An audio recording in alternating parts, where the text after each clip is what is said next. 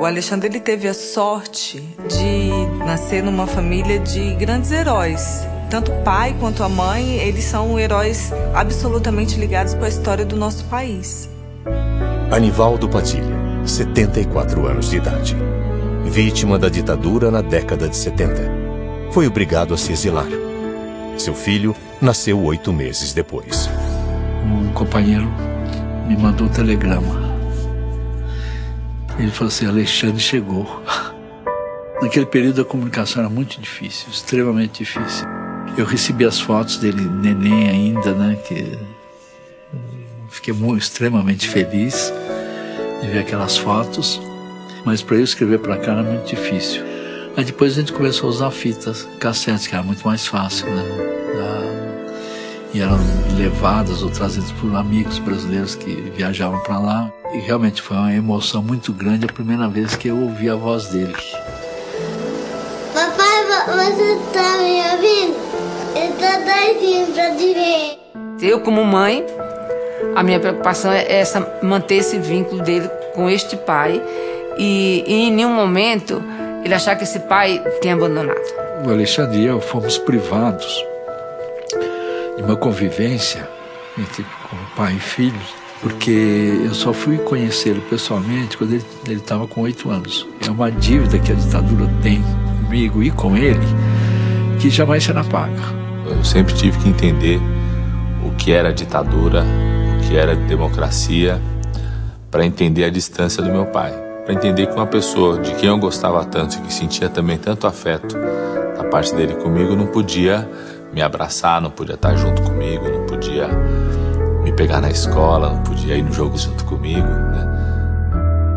O Alexandre estava com uns 5, 6 anos. Eu fui trabalhar no SOF, que é o Serviço de Orientação da Família, que era de Santo Amaro. E uma das companheiras falou assim: olha, tem um padre lá numa paróquia que é pobre e que ele pôs na cabeça que ele quer um médico lá atendendo. Aí comecei a ir todos os sábados para lá e o Alexandre sempre ia comigo. Era um morro de terra, então era sempre uma aventura chegar lá. Eu sempre perguntava para ela: mãe, por que você não vai de branco também, né? Porque você vai lá é para atender, por que você não vai de branco? E teve um dia que a gente estava indo para lá e estava uma chuva muito forte. Então a gente chegou ali no Parque Arariba e nenhum carro subia o morro até o Parque Regina. Então ela arregaçou a calça, tirou o sapato, botou uma sandalinha e começou a me puxar. Não, nós vamos até lá em cima mesmo, vamos a pé, nem que vá a pé. As pessoas não podem ficar sem atendimento. E aí subimos. E aí quando chegou lá em cima, ela me mostrou a calça dela toda suja, uma calça jeans, tudo. E ela falou assim: ó, você entendeu por que eu não posso vir de branco? Porque não pode a roupa impedir de eu vir atender as pessoas que elas esperam tanto da gente, né? Eu não tenho dúvida, hoje eu não tenho dúvida nenhuma que o que me motivou a ser médico foi aquele contato diário de uma pessoa como minha mãe, salvando a vida, se dedicando a tudo, enfrentando qualquer obstáculo para estar próximo das pessoas. Ele tem uma vida que é de participação nas lutas populares mesmo. E assim, não só para estar participando de luta, mas é uma vida sabendo que é possível ter uma vida melhor, né? É possível que você consiga uma vida melhor com a população de periferia. Fiz parte do primeiro grupo de exilados que chegou ao Brasil logo após a anistia. Passei a noite toda sem dormir e esperando, né? Eu me lembro como se fosse hoje, a gente no aeroporto, e eu lembro aquela expectativa, né? O que ele vai reagir, como que vai ser a cara dele, né? O que ele vai achar de mim. Aí ele veio chegando para perto de mim e o tio Milton falou: ó, esse aí é o Alexandre, né? Realmente eu diria que eu acho que é a maior emoção da minha vida.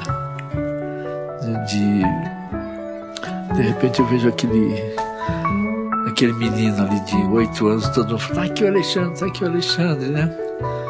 E aí eu abaixei, ele me deu um abraço, eu também dei um abraço forte nele. Foi um abraço bem gostoso e chorei muito, e ele também. Foi o resgate da minha dignidade.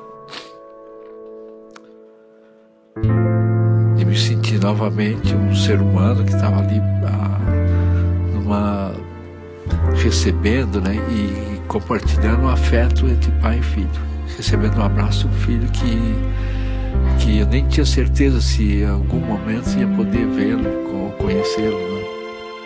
O meu registro de nascimento, ele não tinha o sobrenome Padilha. Até os 8 anos, os 7, 8 anos, não tinha o sobrenome Padilha, porque eu precisava da presença dele para poder fazer esse registro.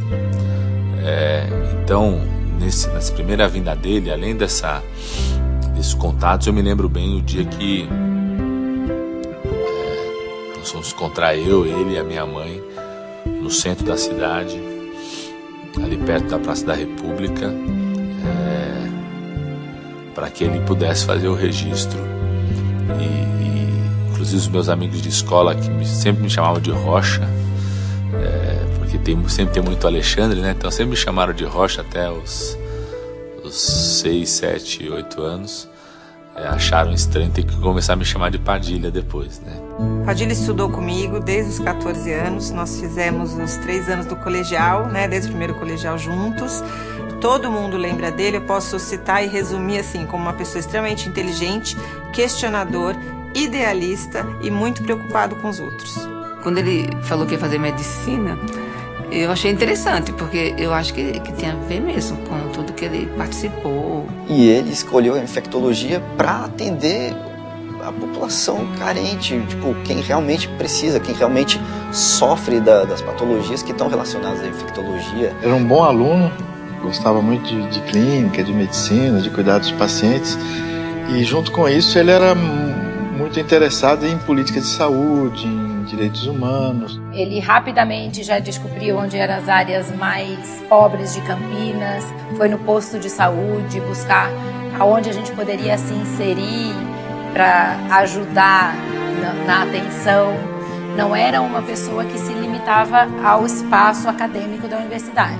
Era a liderança do movimento estudantil e estava na periferia comigo, atendendo pessoas, preocupado com os doentes. Ali você estava para aprender, para treinar, para adquirir conhecimento, para adquirir prática de fazer uma cirurgia, de fazer um parto, mas que quando você saísse dali, você seria um médico para atender um outro perfil de pessoas. E dali nós começamos a construir um movimento, que era um movimento para juntar os estudantes de medicina do Brasil inteiro, não só da nossa faculdade. E o nosso lema na época era o seguinte: chega de aprender nos pobres na faculdade para depois só tratar os ricos.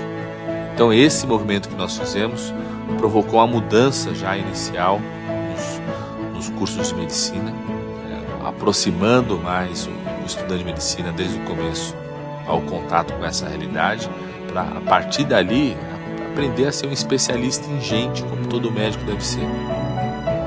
Formado em medicina, Padilha passou em um concurso para o Hospital das Clínicas, mas preferiu atender, a pedido da USP, comunidades no Pará, na região amazônica. O professor titular do departamento veio nos contar uma história. Falou o seguinte: teve a gente estava no Rio na expedição e teve uma comunidade, chegou um barco com as pessoas com um problema, uma doença, e nós tratamos as pessoas. E eles falaram o seguinte: a comunidade inteira está com essa doença e o barco não podia chegar até lá. Então o professor voltou para São Paulo e nos contou essa história. Ele falou o seguinte: a gente está pensando em tentar mandar alguém para lá, alguém topa aí? Eu levantei a mão na hora, falei: eu posso trocar minhas férias, o mês de férias, para ir para lá e poder entrar com um barco menor, andar o que tiver que andar para ir até essa comunidade, ver qual era a doença, tratar. E fui sozinho para poder chegar até essa comunidade. Ele tinha a possibilidade de trabalhar onde ele quisesse como infectologista, né? Ele vai escolher trabalhar lá com as populações ribeirinhas, com os indígenas lá no interior do Pará. Eu falava assim: Alexandre, por que você vai lá para o Pará, né? Por que não aqui em São Paulo? É engraçado que ele deu a resposta igualzinha. O que eu penso assim: não, mãe, aqui já tem muita gente. E lá é o lugar onde está carecendo de médico, né? Me lembro que no aniversário dele, ele falou, mãe, nem adianta ligar, porque eu vou estar num lugar longe, na selva, que aí você vai, para chegar esse recado até onde eu estou, vai passar por várias pessoas, uma vai ligando para outra vai dando recado, outra vai até a cavalo, até me encontrar e dizer que tem o seu telefone. E aí eu vou ter que voltar tudo isso para falar com você. Mas aí eu, como mãe, achei chegou no dia 14 de setembro, não, que absurdo, deixa meu filho lá no meio da mata, nem dá um alô de mãe, vou telefonar. Aí telefonei, parece que foi um sufoco mesmo, porque ele estava longe mesmo, né, num lugar de difícil acesso. Se você olhar fotos dele naquela época, você vai ver algumas fotos dele atendendo uma pessoa indígena dentro de um barco, de uma canoa, um barco pequeno, né? Você percebe ali que ele está só com o estetoscópio no pescoço, né, examinando a pessoa. Eu acho que as escolhas do Alexandre sempre foram no caminho de dar um retorno para a população, dar alguma coisa para o povo, não para ele mesmo. As escolhas dele dentro da medicina ou dentro da política nunca visaram uma coisa de realização própria, ou de pensar na própria carreira, ou de aonde ele vai chegar, mas sim de o que ele pode fazer para o povo. Não fico surpresa de saber onde ele chegou, porque o que ele já preconizava lá atrás, com 14 anos, ele trilhou um caminho, né? Ele foi fiel ao que ele acreditava, ao que ele queria fazer pelo próximo. Quando ele foi para a Amazônia, ele ia, desbrenhava o mato, ia para o meio da selva. Você não faz isso pensando em você. Depois eu fui para o Ministério da Saúde e eu falei, olha, presidente, ministro, a gente precisa de um dirigente para a saúde indígena que tem uma competência médica na saúde muito grande, sabe muito de saúde, que tem uma habilidade, uma competência política grande para articular, porque são muito conflitos de interesses, culturas diferentes, etnias, a gestão é muito complexa e precisamos de uma pessoa muito íntegra, muito honesta. E o presidente me diz, mas existe esse homem, essa mulher? Eu falei, existe, é o Padilha, então chama esse homem. Padilha entrou no governo federal no início do meu primeiro mandato. Pouco tempo depois, eu chamei ele para me ajudar a implantar projetos importantes para o país, como Minha Casa Minha Vida e a ampliação das universidades e escolas técnicas federais. Aí, o Brasil elegeu a Dilma presidenta e ela chamou Padilha para ser ministro da Saúde. Não tem cargo que honre mais um médico do que poder ser ministro da Saúde do seu país.